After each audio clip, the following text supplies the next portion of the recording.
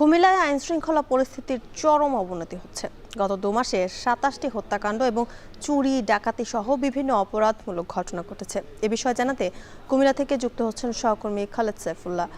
খালেদ, আইনশৃঙ্খলা পরিস্থিতি নিয়ে সাধারণ মানুষ কি বলছেন?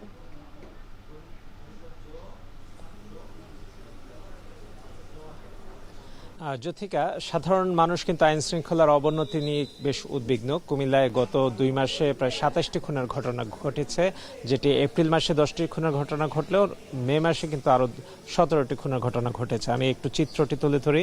আইন শৃঙ্খলা বাহিনীর মিটিংয়ে যেই চিত্রটি আমাদের সামনে তুলে ধরা হয়েছে, এই 2 মাসে ডাকাতির ঘটনা ঘটেছে 8টি, দস্যুতা 14টি, খুন হয়েছে 27টি, ধর্ষণের ঘটনা 32টি, নারী নির্যাতনের ঘটনা 52টি এবং চুরির ঘটনা 83টি। তাছাড়া অপহরণ 5টি এবং অপমৃত্যুর ঘটনা ঘটেছে 105টি।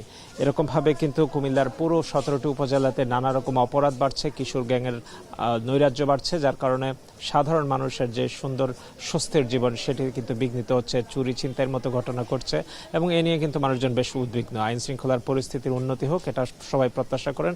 গত 1 মাসে কিশোর গ্যাংয়ের প্রায় 30 জন সদস্যকে আটক করেছে আইন শৃঙ্খলা বাহিনী এবং তারা নিয়মিত তাদের অভিযান চালাচ্ছেন বলে জানাচ্ছেন। সেদিকে মাদকের বিস্তার এবং কিশোর অপরাধ, এরকম অপরাধগুলো বাড়লে কিন্তু নানা রকম অনিশ্চয়তা মানুষের মধ্যে কিন্তু কাজ করে। কিছুদিন আগে কুমিল্লার নগরীতেই কিন্তু একজন কাস্টমস কর্মকর্তা খুন হয়েছিলেন এবং যার ফলে কিন্তু পুরো কুমিল্লার একটি আইন শৃঙ্খলার চিত্র কিন্তু ফুটে উঠেছিল, যে তিনি বাসায় যাবার সময় কিন্তু ছিনতাইকারীদের কবলে পড়ে রাতে খুন হন।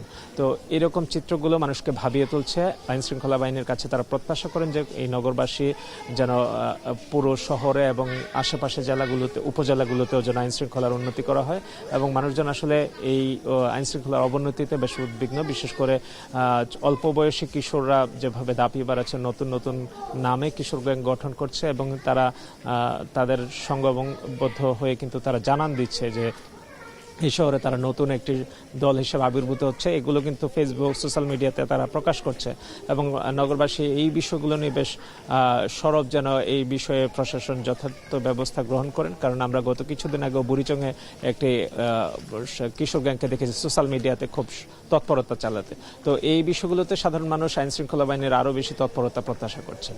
জ্যোতিকা, বিস্তারিত জানাতে যুক্ত ছিলেন খালেদ সাইফুল্লাহ।